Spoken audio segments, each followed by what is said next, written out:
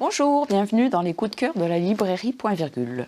Aujourd'hui, je vais vous présenter de poche le roman de Jim de Pierrick Bailly en folio et la carte postale de Anne Berest dans la collection Livres de poche.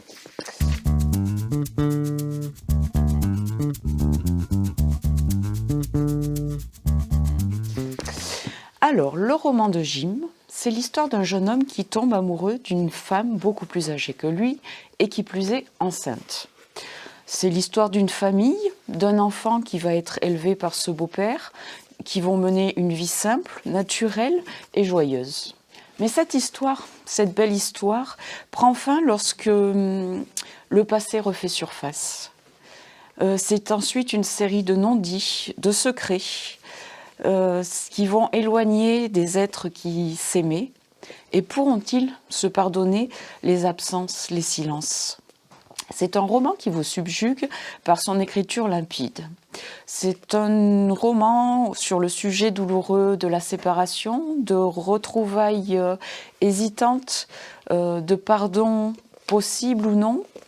Bref, c'est une belle et triste histoire que je vous invite à découvrir. Alors, voici la carte postale de Anne Berest. Alors, ce livre est sur la table des nouveautés poche depuis la rentrée littéraire en septembre, et il le restera encore longtemps. Parce qu'il appartient à cette catégorie de romans qu'il faut absolument lire, transmettre et ne pas oublier. Donc, la carte postale, en fait, en 2003, la mère de Anne Berest, Lélia, reçoit une carte postale sur laquelle sont inscrits 4 prénoms. Celui d'Ephraïm, Emma, Noémie et Jacques. Il s'agit en fait des grands-parents de Lélia et de son oncle et de sa tante.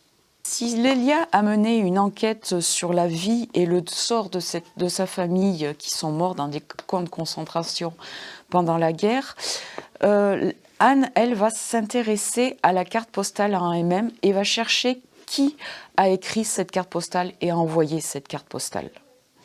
Elle découvre alors, elle, de son côté, le passé de sa grand-mère, Myriam, survivante de la famille, pendant la guerre et après la guerre. C'est un roman haletant, enrichissant, triste, sensible et douloureux, vous pouvez l'imaginer. Mais c'est un livre à lire absolument, à offrir, à transmettre, tant il est riche d'histoire, avec un grand H et d'informations. Voilà, à bientôt.